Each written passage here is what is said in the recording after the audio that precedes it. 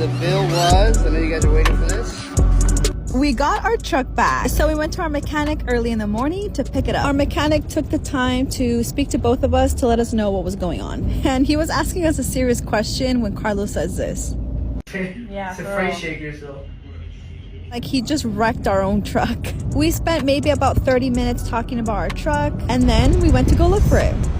Back from the mechanic. We got 2 NOx sensors switched in the DEF system. We got the oil change. We had a carrier bearing that was not okay, so we had that replaced. We had a ECM update, which is the computer update. It was a really old version, so that needed to be an update, because if you don't do that, your system could be malfunctioning, it's not running